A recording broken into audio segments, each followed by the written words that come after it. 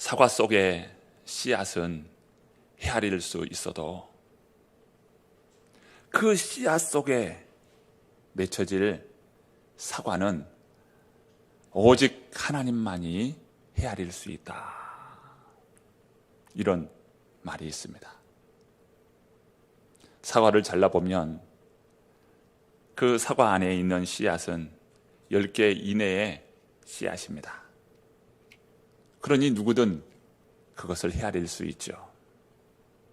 그러나 사과 씨가 심겨져서 나무가 되어서 장차 사과가 열리게 될 것을 생각할 때 얼마나 많은 사과가 열릴지 그것은 아무도 모른다. 이런 이야기 아니겠습니까? 우리가 복음의 현장에서 한 영혼에게 복음을 전합니다. 그 영혼을 통하여 한 사람이 예수 그리스도를 믿고 그 영혼을 통하여 온 집안이 예수 그리스도를 또 믿게 되고 믿음의 가문이 되고 그 가운데 한 도시가 새로워지는 그런 위대한 종들이 나오고 한 민족과 한 나라를 세울 그러한 지도자들이 나온다는 것이죠. 우리의 생각과 하나님의 생각은 너무도 다릅니다. 어린아이에게 복음을 전하고 그 어린아이가 장차 대통령이 되고 장관이 되고 과학자가 되고 모세와 여호수아처럼 영적 지도자가 됩니다. 여러분, 우리는 그저 한 영혼에게 복음을 전했을 뿐인데 그 영혼을 통하여 일하시고 역사하실 하나님을 바라보면 참으로 우리의 생각과 하나님께서 이루시는 것은 거의 상상할 수 없는 일들이 일어나게 되는 것을 보게 됩니다. 바울과 실라가 옥에 갇혀서 그 한밤중에 기도하고 찬양합니다. 기도하고 찬양할 때 그 하나님의 뜻, 하나님의 마음이 바울과 그 실라의 마음에 임하였어요. 심령은 뻥 뚫리는 것 같았습니다. 아픈 곳은 간데 없고 두려움은 간데 없고 죽음의 세력도 전혀 무서워하지 않는 채 하나님의 뜻, 하나님의 비전을 보니 그들은 너무도 당당했습니다. 그런 가운데 놀라운 기적의 역사가 일어납니다. 터가 움직이고 옥문이 열리고 묶여있던 착고가 풀리게 되는 것이에요. 이것은 자연현상이 아니라 바로 하나님의 능력의 역사였습니다. 그런데 이상한 것은 도망갈 수 있는 기회, 절호의 기회가 아닙니까? 옥문이 열리고 착고가 다 풀어졌어요. 그런데 바울과 실라뿐만 아니라 모든 죄수들이 갇혀있는 그 옥문이 열리게 된 것이에요. 그러니 도망갈 수 있는 절호의 기회입니다. 그런데 죄수를 포함해서 바울과 실라는 도망가지 않고 그 자리에 있는 거예요.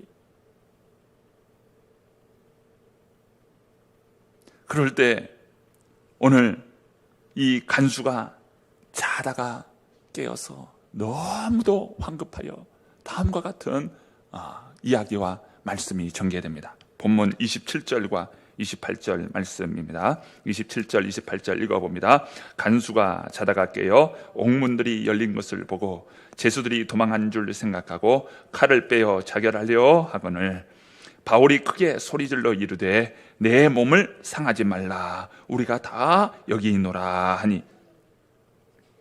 이 말은 무엇일까요? 바울과 실라의 기도가 어떤 기도였는지를 보여줍니다. 바울과 실라가 기도하는데 하나님, 저희들을 이 감옥에서 풀어주십시오. 이 감옥에서 살려주십시오. 자신의 생명과 살려달라고 하는 하나님의 간절한, 하나님께 향한 간절한 부르짖음이 아니었음을 알 수가 있습니다. 만약에 풀려나기를 기도했다면, 야, 하나님이 들어주셨구나, 하나님이 응답해 주셨구나, 이제 빨리 도망가면 되겠구나 하고 도망갔을 것입니다. 그러나 바울과 실라는 도망가지 않았어요. 그리고 함께 갇혀있던 여러 죄수들도 도망가지 않았습니다. 왜 그랬을까요? 왜 그들은 도망가지 않았을까요? 죄수들은요, 바울과 실라가 기도하고 찬양할 때 그들을 향하여 욕하고 저주했어요. 한밤중에 무슨 일이냐고 기도하고 찬양하는 바울과 실라를 향하여 욕하고 저주했을 겁니다. 그런데 욕하고 저주하는 가운데서도 욕하는 저 죄수들을 위해서 기도하고 뿐만 아니라 자신을 가두고 자신을 때린 그러한 사람들을 향하여 축복하면서 기도하고 찬양하는 것입니다. 그런 가운데 하나님으로부터 하나님의 거룩한 비전을 보게 된 것이죠. 이 작은 로마로 불리는 이 빌립보시에 거룩한 교회가 세워지고 이 도시가 바로 하나님이 기뻐하는 믿음의 도시가 될 것이라. 뿐만 아니라 작은 로마가 아니라 본토 로마에까지 가서 너희들은 복음을 증거하게 될 것이다. 이 하나님의 비전을 받은 것이에요. 이렇게 지진이 일어나고 이 감옥이 풀리고 착고가 다 풀어질 때에 그 한밤중에 일어나는 그 일로 이 간수가 잠에서 깬 것입니다. 잠에서 깨어보니 옥문은 풀렸지. 죄수들은 다 도망간 것으로 여기고 그는 자결해야 했어요. 그때 바울이 소리 지릅니다. 큰 소리로 외쳐 이르되 여보시오, 우리가 여기 있어. 우리가 여기 있어. 당신의 몸을 해하지 마시오. 소리로 외쳤지. 28절 보면 바울이 크게 소리질러 이르되 내 몸을 상하지 말라. 우리가 다 여기 있노라. 사도 바울의 관심은 오직 한 가지입니다. 자신의 몸 하나 잘 되는 것, 이것이 아니었어요. 지금 엄청난 고문을 받고 갇혀 있는데 여기서도 하나님의 뜻을 찾고 하나님의 뜻 가운데서 온전히 하나님의 뜻만 이루어지기를 간구했어요. 이 고난은 하나님의 구원의 계획 속에 있는 과정이라는 것을 알았습니다. 여러분, 우리가 예수 믿고 형통한 삶은 무엇입니까? 예수 믿고 형통한 사람은 내가 잘 되는 것, 내가 잘 먹고 잘 사는 것, 이것이 예수 믿고 형통한 것입니까? 이것은 예수 믿고 형통한 것이 아닙니다. 여기에는 함정이 있어요. 그 주어가 다 자기예요. 내가요, 내가. 내가 잘 되고, 내가 잘 먹고, 내가 잘 사는 것.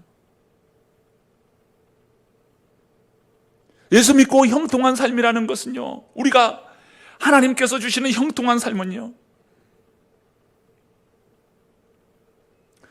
주님을 위해 잘 먹고, 주님을 위해 잘 살고 주님을 위해 잘 되는 것입니다.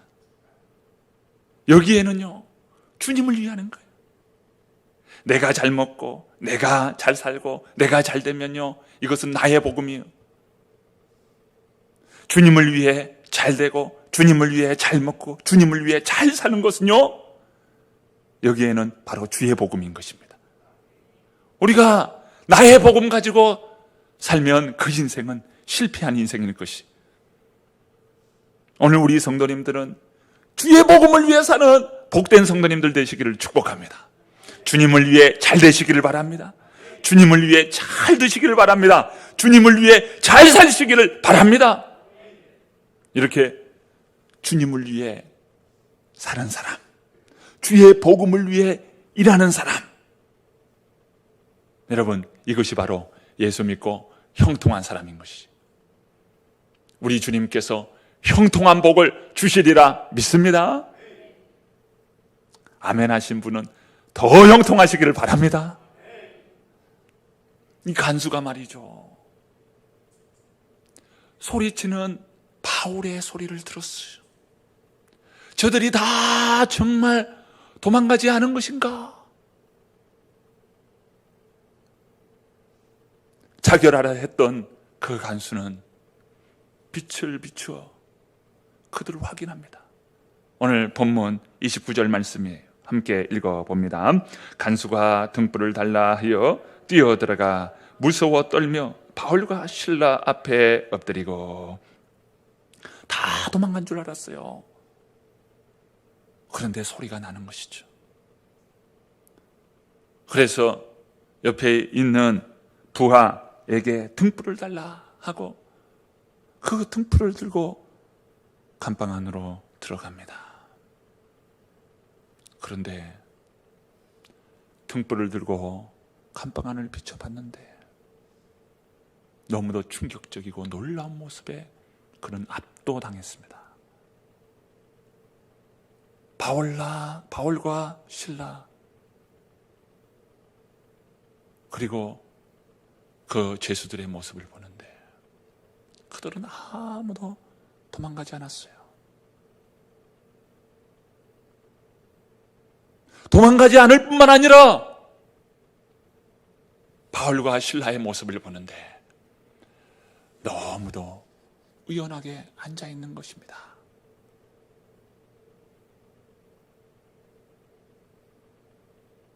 의연하게 앉아있는 그 모습에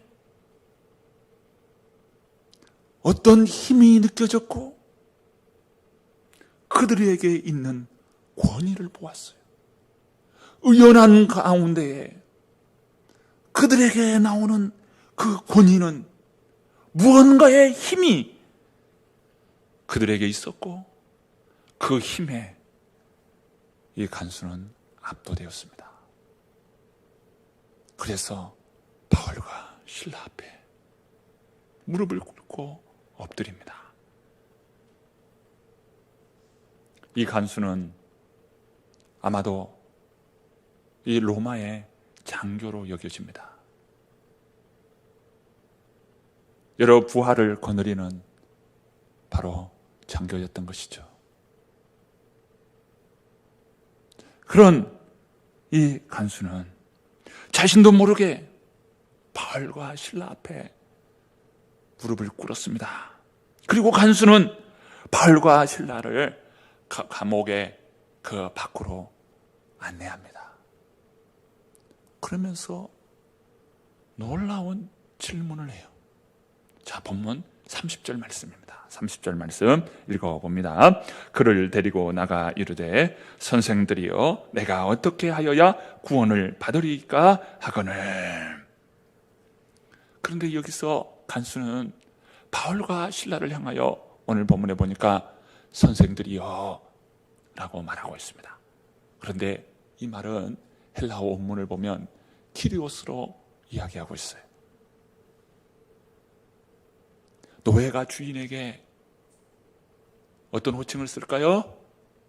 바로 그때 쓰는 호칭이 키리오스입니다. 극존칭의 표현이에요. kyrios로 표현하고 있어요. 제자들이 예수님께 kyrios로 이야기하죠. 주여. 그리고 당신은 이 로마 황제가 집권하고 있었는데 그 로마 황제에게 부르는 호칭이 있는데 그것이 바로 kyrios입니다. 이 간수는 바울과 실라를 향하여 엎드려 kyrios로 호칭하고 있어요. 그러면서 그들의 질문은 어떻게 하여야 구원을 받으리까? 구원에 관한 질문이었습니다. 그런데 이 질문은 전체 문맥 가운데, 상황 가운데 맞지 않는 질문이에요. 간수가 지금 자결하려 했잖아요. 그런 가운데 우리가 여기 있다. 내 몸을 상하게 하지 말라. 빛을 비춰보고 그리고 엎드렸습니다. 그리고 kyrios로 호칭하면서 이야기할 때 여러분 어떤 이야기가 오고 와야 일반적인 대화일까요? 하마터면 내가 자결하려 했네요. 나의 생명을 해하지 않도록, 내가 실수하지 않도록 도와주셔서 감사합니다. 내가 낮 시간 동안 당신들에 대하여 무자비하게 대했던 것을 용서해 주세요. 나의 직책이 그러하다 보니 이런 행동을 하게 되었습니다. 나를 용서해 주세요.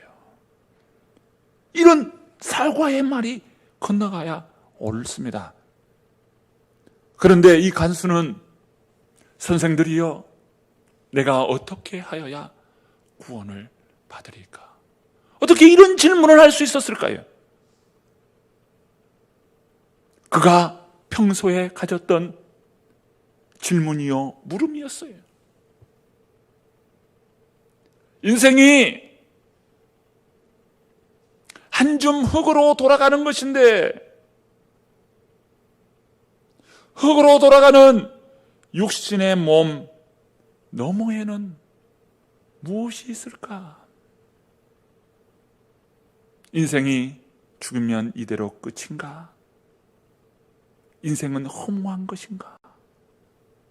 영원한 삶은 없는가? 이런 질문을 가지고 있었어. 그러나 그 누구도 그에게 이러한 질문에 속 시원하게 답해주는 사람은 없었습니다.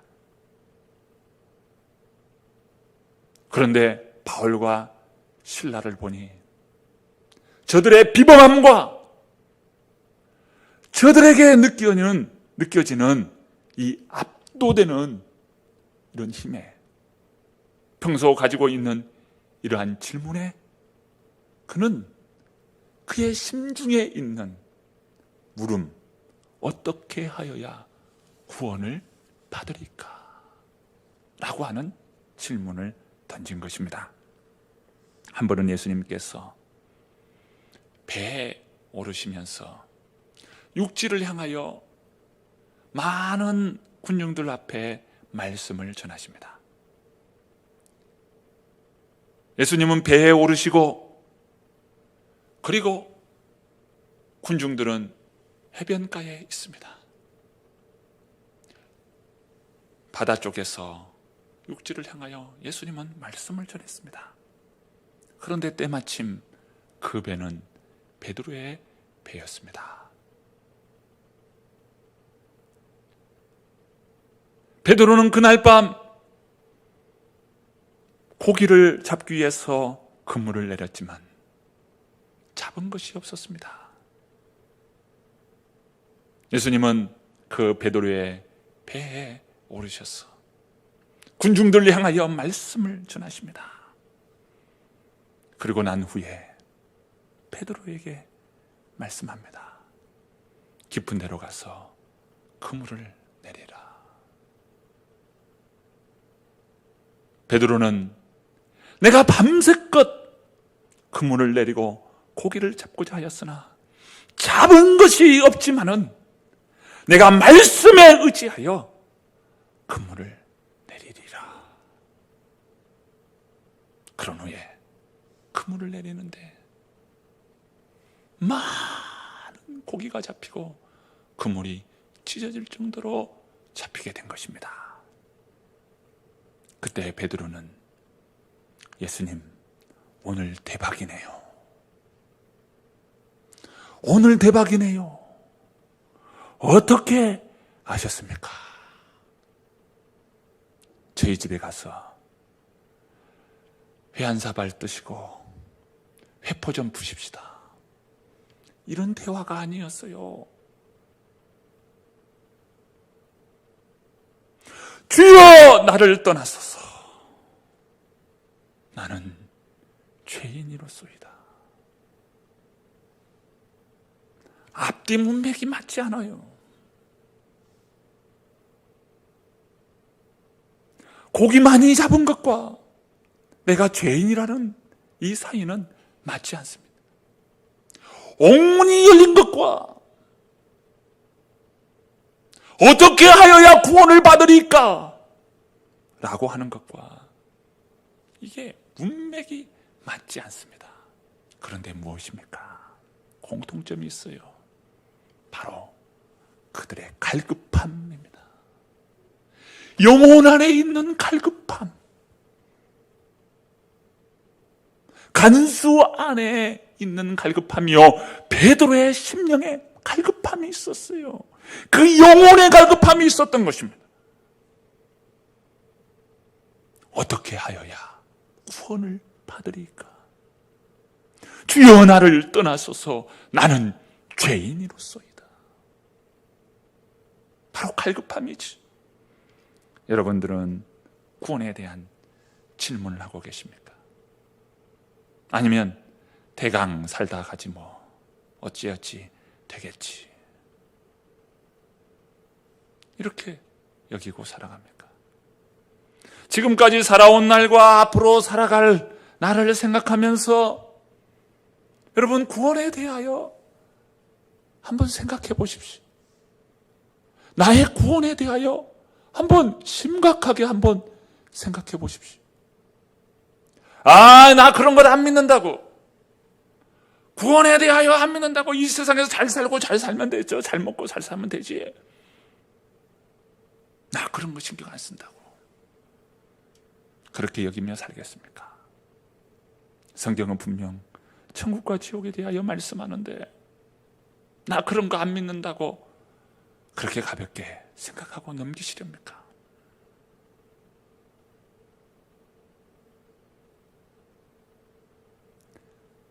태양이 구름에 가려서 이 태양이 없다고 생각하고 그렇게 여기고 사시겠습니까? 나 그런 거 안 믿어. 안 믿는 게 아니라, 여러분, 안 믿는다고 없는 것이 아니잖아요. 그것이 정말 진실인가 진리인가, 이것이 더 중요해요. 있다 없다, 나는 그런 거 안 믿어.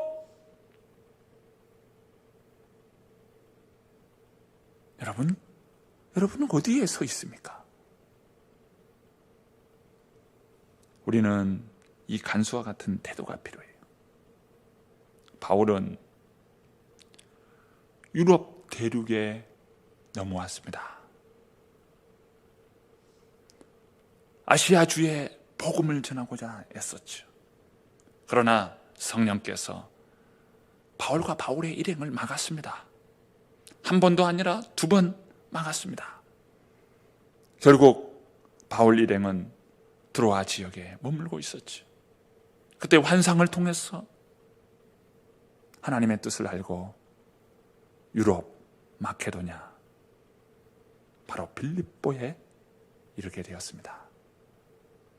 그런데 빌립보에서 예기치 않은 이런 고난, 감옥에 갇히는 어려움 가운데 있습니다. 주의 말씀을 쫓아왔는데 그들은 감옥에 와 있는 겁니다. 창세기에 한 인물 요셉이 있지요. 요셉은 형들의 미움에 미디안 성인의 손에 팔렸습니다. 요셉은 애굽의 노예 시장까지 오게 된 거예요. 비참했습니다. 발가벗긴 채 노예 시장에서 그는 팔렸습니다. 때마침 보디발의 집이었지요. 보디발의 집에서 정말 힘든 생활을 했죠. 그러면서 언어를 익히고 애굽의 문화를 익히고 애굽의 경제와 정치를 아는 그런 기간이었습니다. 그것도 이내 보디발의 아내의 유혹에 그는 하나님의 말씀과 하나님의 뜻을 지키고자 그 유혹을 뿌리쳤는데 그것으로 말미암아 그는 감옥에 갇힙니다. 베드로가 바울이 옥에 갇히고 요셉이 옥에 갇혔습니다. 그런데 여기에 또 공통점이 있어요. 왜 이들이 옥에 갇혔나? 왜 옥에 갇혔나? 바로 여기에 하나님의 구원 계획 사건이 있다는 거예요. 하나님의 구원 계획 가운데에 일어난 사건이라는 거예요. 구원 계획 안에 있어요. 우리가 잘 알죠? 요셉이 그 감옥으로 인하여서 하나님께서 이루시는 그 구원 계획에 이 감옥의 이 기간이 참으로 중요했다는 것을. 바울과 그 바울의 일행도 마찬가지입니다. 이 감옥은 대단히 중요한 바로 하나님의 구원 계획이었어요. 바로 그것에 누가 있습니까?